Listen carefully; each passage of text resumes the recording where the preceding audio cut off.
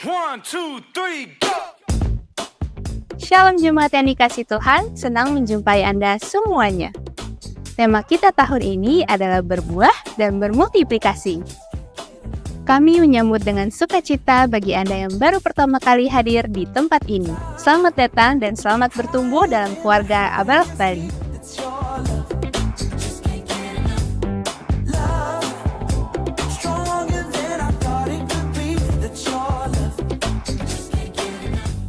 Yuk kita simak Abenis Update minggu ini.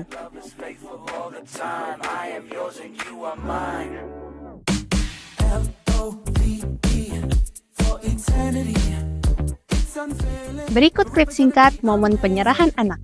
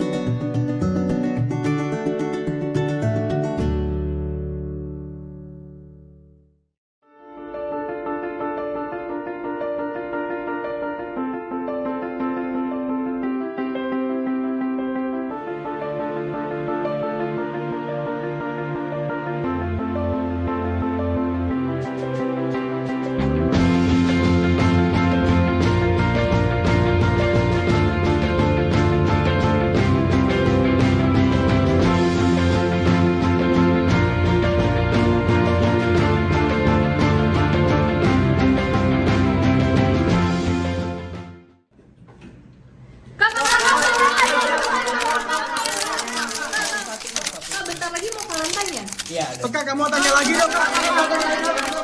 Kalau boleh tahu kapan, Kak? Tanggal 17 Februari. Oh, 17 Februari. Mana, Kak? Lokasinya? Di kayak biasa lantai 3 Bagus Bali. Oke, Kak, makasih. Kak, tanya lagi, Kak.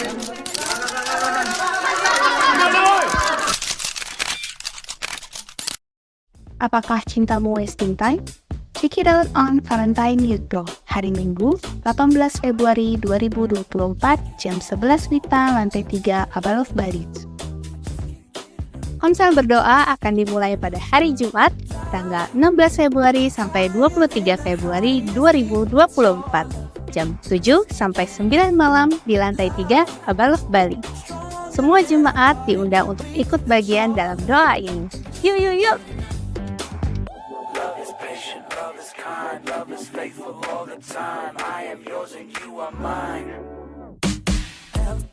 Camp Pembinaan Wanita Bijak Single, Prakem tanggal 8 April, Camp tanggal 10 sampai 11 April, Wisuda 12 April, lokasi di GKII Immanuel Denpasar.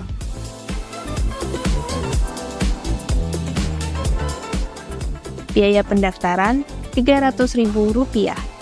Dapat menghubungi Saudari Wiwin. Pendaftaran paling lambat 31 Maret 2024.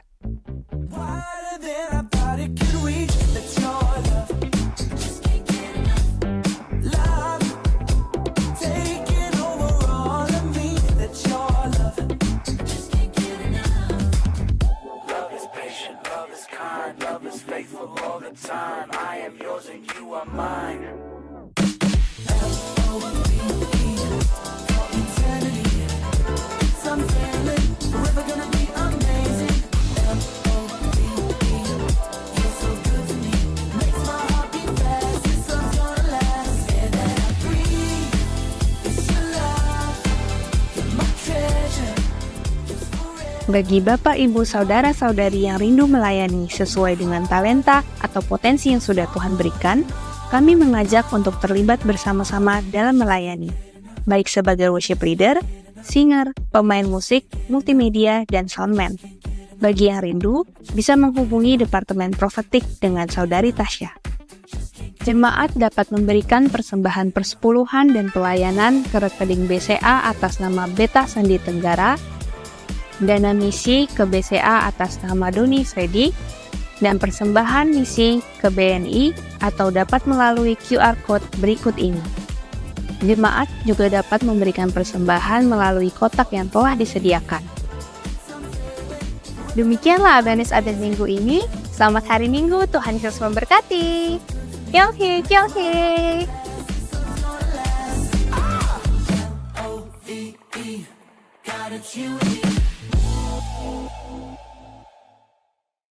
Shalom Bapak Ibu Saudaraku, apa kabar saudara hari ini?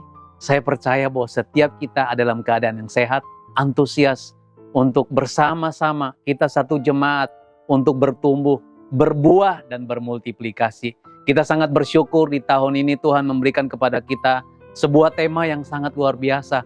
Karena inilah kehendak Tuhan, inilah rencana Tuhan buat hidup setiap kita, yaitu berbuah dan bermultiplikasi adalah sebuah rencana awal Tuhan buat gerejanya. Saudaraku, di dalam Matius 21 ayat 18-19 berkata demikian Bapak Ibu Saudaraku. Pada pagi-pagi hari dalam perjalanannya kembali ke kota, Yesus merasa lapar. Dekat jalan ia melihat pohon ara lalu pergi ke situ. Tetapi ia tidak mendapat apa-apa pada pohon itu selain daun-daunnya saja. Katanya kepada pohon itu, engkau tidak akan berbuah lagi selama-lamanya, dan seketika itu juga keringlah pohon ara itu. Mengapa kekristenan tidak hanya bertumbuh dan berdaun yang banyak saja, tapi Tuhan menghendaki supaya kita berbuah. Bapak Ibu Saudaraku, kalau cuman hanya bertumbuh saja tanpa berbuah, itu hanya untuk diri kita sendiri. Mungkin di waktu yang lalu kita berpikir kita tidak bisa melakukan sesuatu, dan hari ini terjadi sesuatu di dalam hidup kita dan kita berkata, saya sudah bertumbuh. Itu hanya untuk diri kita sendiri. Tetapi Bapak Ibu Saudara, ketika kita berbuah, buah yang kita hasilkan bukan untuk diri kita sendiri. Buah berbicara tentang hasil yang kita hasilkan dari hidup kita, dari pertumbuhan kita, dan itu akan menolong orang lain. Itu berdampak buat hidup orang lain, menjadi berkat buat orang lain. Saudaraku, Tuhan mau supaya kita tidak berhenti hanya pada bertumbuh, tetapi Dia mau supaya kita berbuah. Sebab dengan berbuah, kita akan menjadi berkat yang lebih luas Bapak Ibu Saudaraku. Kenapa kita harus berbuah Bapak Ibu Saudaraku? Karena berbuah adalah sebuah proses yang telah melewati pertumbuhan Bapak Ibu Saudaraku. Sebuah pohon yang bertumbuh belum tentu berbuah. Tetapi sebuah pohon yang sudah berbuah pasti sudah melewati proses yang namanya pertumbuhan. Itu sebabnya Bapak Ibu Saudaraku, Tuhan mau supaya kita bertumbuh. Tuhan rindu supaya kita bermultiplikasi, dan kita sangat bersyukur di tahun ini Tuhan memberikan kita tema yang sangat luar biasa. Saudaraku, hari ini kita mau belajar bersama-sama tentang tertanam. Mengapa kita perlu tertanam Bapak Ibu Saudaraku? Karena Tuhan menginginkan pertumbuhan dari sebuah benih. Kalau kita tidak tertanam Bapak Ibu Saudara, maka kita tidak akan bisa berbuah. Apalagi bermultiplikasi Bapak Ibu Saudara. Sulit sekali. Tidak akan terjadi Bapak Ibu Saudara. Bapak Ibu Saudara, apa bedanya pohon buah yang kita tanam di halaman rumah kita dengan pohon liar yang tumbuh liar di luar sana Bapak Ibu Saudara? Tentunya pohon buah yang kita sengaja tanam di halaman rumah kita, tentunya kita rawat, kita pelihara, kita siram, kita bersihkan, bahkan kita cari posisi yang tepat untuk kita menanamnya. Betul? Tidak mungkin sembarangan. Ya, kita memilih yang tepat. Demikian juga dengan hidup kita Bapak Ibu Saudara. Ketika kita bertumbuh, kita memilih untuk tertanam Bapak Ibu Saudara. Itu artinya kita memberi diri kita untuk teratur. Tuhan mau supaya kita bertumbuhnya teratur. Sama seperti gambar yang ditayangkan oleh Kak Doni, pohon kurma yang minggu lalu Kak Doni tayangkan. Itu posisi tanamnya Bapak Ibu Saudara. Kalau Bapak Ibu Saudara perhatikan, itu teratur. Ya, saya percaya setiap kita yang tertanam pasti hidupnya teratur. Tuhan mau supaya kita teratur. Tuhan mau supaya kita dibersihkan. Tuhan mau supaya kita terpelihara dengan baik. Supaya kita dapat menghasilkan buah-buah yang baik. Itu sebabnya kita perlu tertanam. Tertanam di dalam apa? Gereja lokal yang ada di tempat ini. Ya, minggu lalu Kak Doni sudah menyampaikan kepada kita, dan kita percaya, saudara, dengan tertanam kita akan terus bertumbuh dan berbuah. Tertanam yang berikut lagi Bapak Ibu Saudaraku, selain ibadah raya, gereja lokal, kita mau tertanam di komsel di tempat ini. Kita punya komsel, kita punya pemuridan, kita punya kompak. Saudaraku, kita hanya bisa berbuah jika kita memilih untuk tertanam, Bapak Ibu Saudara. Tertanam di gereja lokal, tertanam di komsel yang ada di sini, tertanam di pemuridan, dan tertanam di kompak-kompak yang ada. Ya, akuntabilitas yang ada di komsel kita masing-masing. Saudaraku, hari ini kita mau belajar tentang tertanam di komsel. Bapak Ibu Saudaraku, mungkin saudara berkata, tertanam di komsel. Saya sudah hadir kok. Saya sudah setiap kali komsel, kegiatan komsel, saya sudah hadir kok.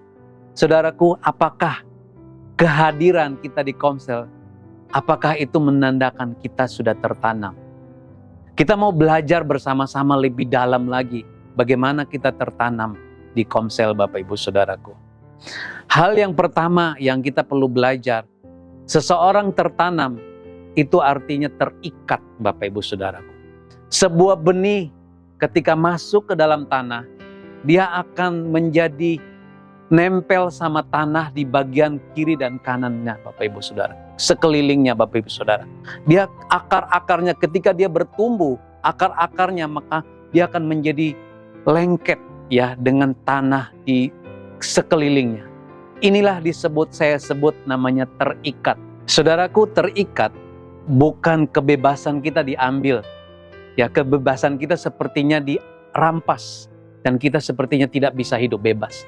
Saudaraku, terikat artinya saling tergantung satu sama yang lain dan kita terus bertumbuh di dalam Tuhan, Bapak Ibu Saudaraku. Kolose 3 ayat 14 berkata demikian, Bapak Ibu Saudaraku. Dan di atas semuanya itu kenakanlah kasih sebagai pengikat yang mempersatukan dan menyempurnakan kita. Di komsel ada banyak ketidaksempurnaan. Tidak ada komsel yang sempurna. Belum ada orang yang sempurna. Ya, selama Tuhan belum datang, belum ada yang sempurna, Bapak Ibu Saudara. Itu sebabnya ketika kita tertanam di komsel, yang bisa menyatukan setiap kita hanyalah kasih Kristus. Kasih Kristus yang dapat menyatukan setiap kita, Bapak Ibu Saudara. Kita berfokus kepada kasih Kristus. Ketika kita tertanam, itu artinya kita memberi diri kita untuk disatukan oleh kasih Kristus. Di komsel kita saling terikat janji. Janji untuk kita tumbuh bersama-sama. Janji untuk kita saling menolong, saling mendorong di dalam kasih. Untuk kita saling bertumbuh bersama-sama di dalam Tuhan, Bapak Ibu Saudaraku. Saudara, kita terhubung satu sama yang lain. Saudaraku, sebuah lidi dapat mudah sekali dipatahkan. Tetapi kalau digabungkan, saudara, diikat menjadi sebuah sapu lidi, akan susah untuk dipatahkan. Demikian juga dengan hidup kita, Bapak Ibu Saudaraku. Saudaraku, Tuhan tidak pernah memberikan kita senjata untuk melindungi punggung kita, Bapak Ibu Saudaraku. Dia hanya memberikan ada tubuhnya, ada bagian-bagian tubuhnya untuk dapat ya kita saling punggung-punggungan dan kita saling melindungi, Bapak Ibu Saudara. Itulah kekuatan yang Tuhan berikan buat hidup setiap kita. Itu sebabnya ketika kita tertanam, ketika ada serangan-serangan datang, ketika ada tantangan datang, kita bisa kuat, Bapak Ibu Saudaraku. Bahkan sapu lidi satu tidak bisa disebut sapu, itu hanyalah lidi. Ya, dan tidak bisa digunakan untuk mengumpulkan sampah.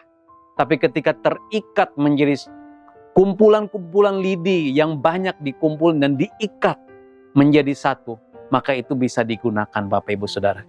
Sama dengan hidup setiap kita. Ketika kita bersatu, kita tertanam di komsel, kita diikat oleh kasih Kristus, maka hidup kita, setiap hidup kita akan dipakai ya menjadi perabot yang mulia, menjadi sesuatu yang luar biasa, dan kita akan menjadi berkat buat hidup orang lain, Bapak Ibu Saudara. Saudaraku, alasan kenapa kita tidak mau terikat di komsel, Bapak Ibu Saudara, mungkin karena kita tidak mau kebebasan kita dihalang-halangi. Ya mungkin di komsel ketika kita tertanam, sesuatu terjadi dengan hidup kita selalu bertanya, coba kita tanya komsel, bagaimana pendapat komsel? Ini seperti kita membuka diri. Nah, ada banyak orang tidak mau membuka diri untuk mengizinkan komsel, anggota komsel yang lain untuk terlibat, untuk menolong. Ini alasan kenapa kita tidak mau terikat. karena kita mau bebas. Nah, kadang juga Bapak Ibu Saudara, kita kadang melihat bahwa kita tidak mau terikat karena seperti kita mau hidup independen, nggak mau diintervensi. Itu sebabnya kita tidak bisa bertumbuh lebih jauh. Saudaraku, jangan sampai kita terlihat seperti bersama-sama, tetapi kita tidak sehati. Kita tidak terikat satu sama yang lain, Bapak Ibu Saudaraku. Kita kelihatannya terikat, terhubung satu sama yang lain hanya karena pelayanan bersama-sama. Tapi ketika kita tidak pelayanan bersama-sama, kita seperti tidak ada hubungan, tidak ada ikatan apa-apa. Saudaraku, Tuhan mau supaya kita saling terikat.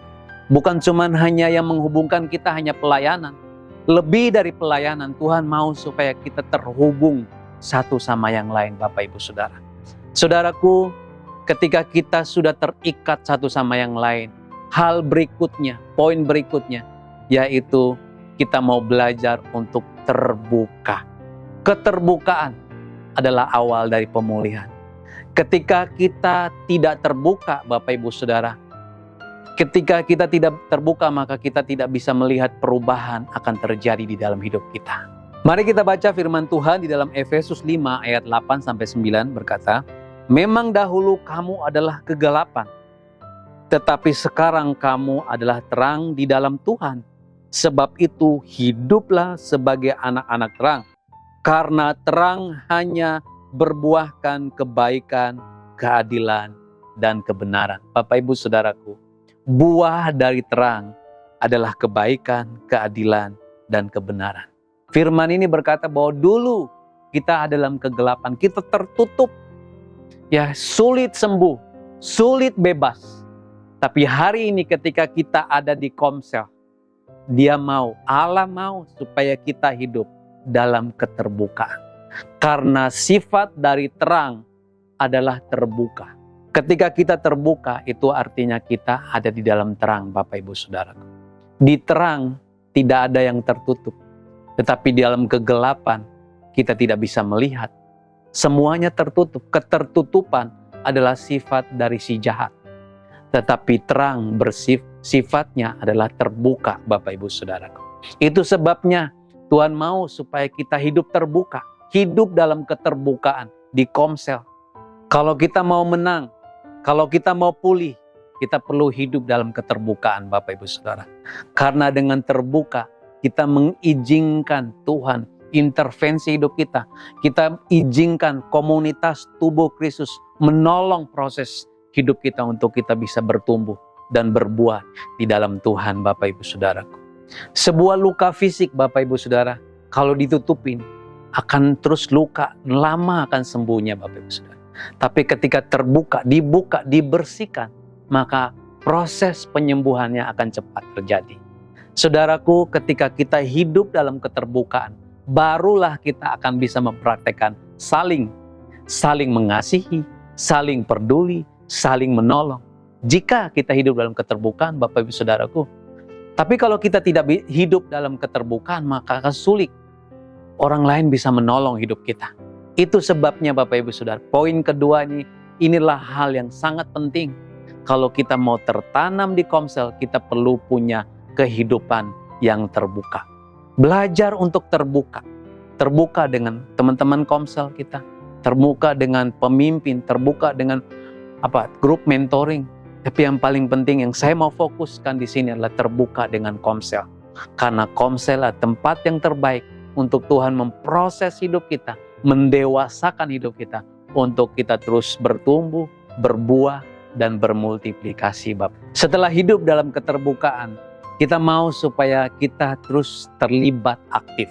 Poin berikutnya adalah terlibat aktif. Saudaraku, setiap orang yang sudah dipulihkan, ketika terbuka dan dipulihkan, pasti akan aktif.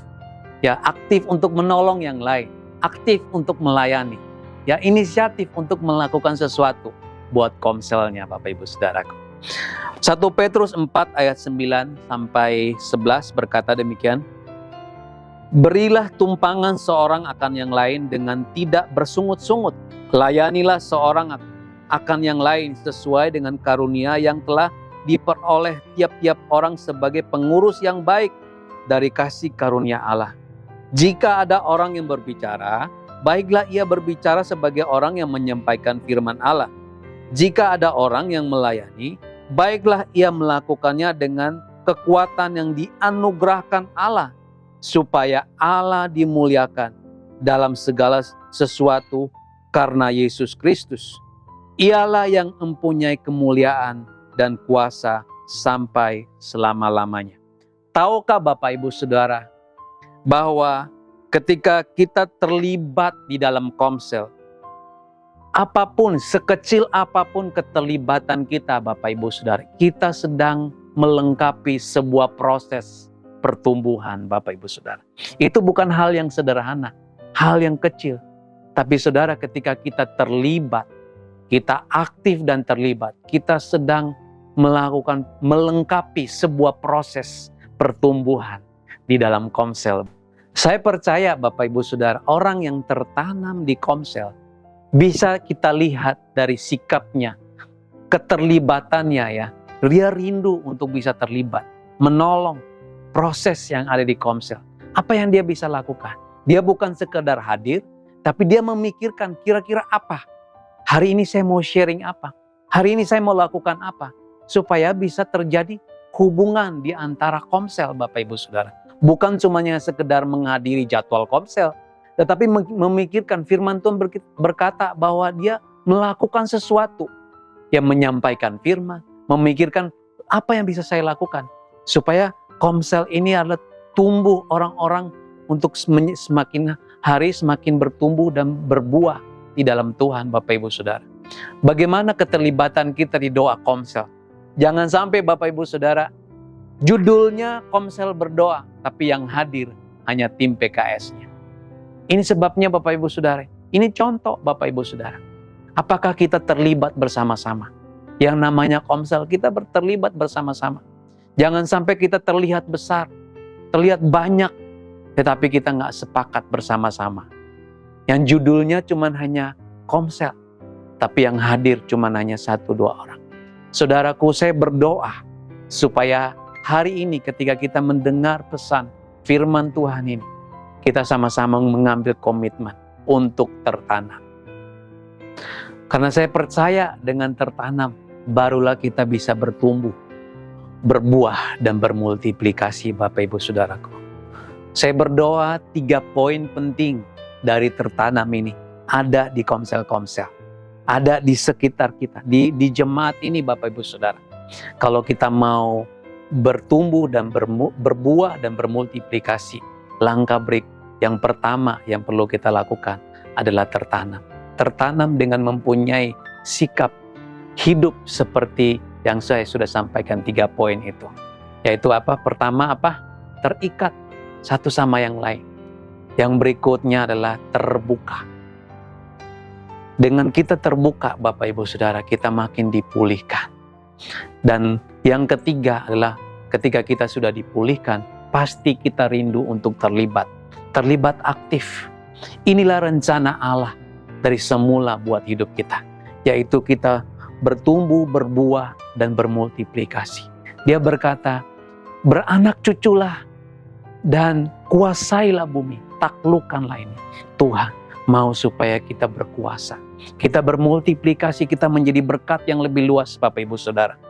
Tapi sebelum kita menjadi berkat yang lebih luas, dampak yang lebih luas, Dia mau supaya kita tertanam. Sebab dengan tertanam, itu adalah cara terbaik untuk Tuhan mendewasakan kita, memproses hidup kita untuk menghasilkan buah-buah yang baik lewat hidup setiap kita. Saya berdoa supaya firman yang saya sampaikan ini membangun iman kita, menangkap apa yang Tuhan mau kita kerjakan selama 1 tahun ini. Setiap kita mengambil tanggung jawab untuk tertanam, dan kita terus bertumbuh, berbuah, dan bermultiplikasi untuk kemuliaan Tuhan. Mari kita berdoa Bapak Ibu Saudara. Tuhan, kami sungguh bersyukur buat hari ini, kami boleh mendengar firman-Mu. Kalau mungkin di waktu-waktu yang lalu, kami kecewa kepada komsel, kami trauma kepada hubungan-hubungan komsel. Tapi hari ini ketika kami mendengar, kalau kami mau bertumbuh, kami perlu tertanam. Kami perlu terikat satu sama yang lain. Kami perlu hidup dalam keterbukaan dan terlibat aktif untuk menolong setiap proses Komsel. Karena keberadaan hidup kami, itulah yang dikehendaki Tuhan untuk ada di Komsel. Terima kasih Tuhan, Tuhan menolong kami untuk kami terus disembuhkan, kami terus dipulihkan, untuk kami sama-sama bertumbuh di dalam Kristus. Terima kasih Bapa di surga, kami bersyukur untuk hari ini. Haleluya. Amin. Tuhan Yesus memberkati Bapak Ibu Saudaraku.